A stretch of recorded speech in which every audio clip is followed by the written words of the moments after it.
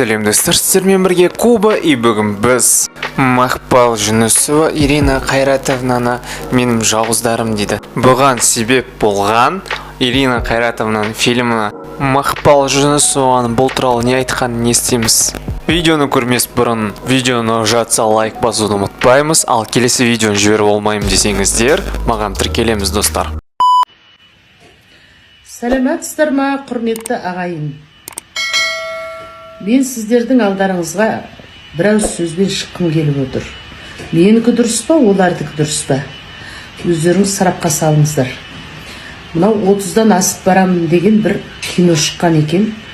Ол туралы мен кеше ғана естідім. Маған біреулер ссылкасын жіберді. Осындай тәуелсіздігіміздің 30 жылдығына бір кино шығыпты. Ішіндегі ойнап жүрген рөлді ойнап жүрген кісі сізге ұқсамайды, бірақ сіз деп береді. Мақпал Жүнісова ойнап тұр дегендей. Мені ешкім киноға шақырған жоқ, ол біріншіден. Алдымнан ешкім өткен жоқ, ол екіншіден. Үшіншіден, мен әлі тірімін, жер басып жүрген адаммын. Ол әнді өмірдің көбі кетіп азы қалды деген әнді. Ол жерде менің даусым, менің даусымды басқа біреуге айтқыздырып, мен жанды дауыспен айтып тұрмын, ол фонограммамен айтып тұр енді, ана қыз. Ол да ұятсыз қыз екен. Менің алдымнан өтпей ме? Апам әлі тірі ғой, өзін ағып айтпайды деп. Сондықтан да, соттасып жүрген уақытым жоқ. Бірақ ол кинода ойнап тұрған мен емеспін. Семейден маған бұны хабарласып, жігіттер айтып жатыр, сізді жақсы білеміз ғой, мынау сізге ұқсамайды, анау көзіндегі бояу нес, көзіне киіп әш киінес, анау домбыраны жерде сүйреп жүр.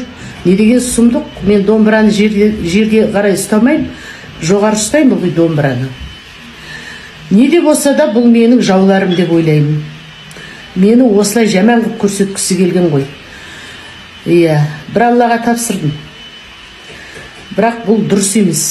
Кім түсірсе де бұл дұрыс емес. Мен әлі жер бетінде бармын. Құрметті ағайын, сенбеңіздер, ол жерде ойнап тұрған мен емес. Мен олай боянбаймын. Достар, бұл туралы не ойлайсыздар? Өздеріңіздің пікірлеріңізді комментарияда күтемін. Видео ұнап жатса лайк басуды ұмытпаймыз. Сау болыңыздар.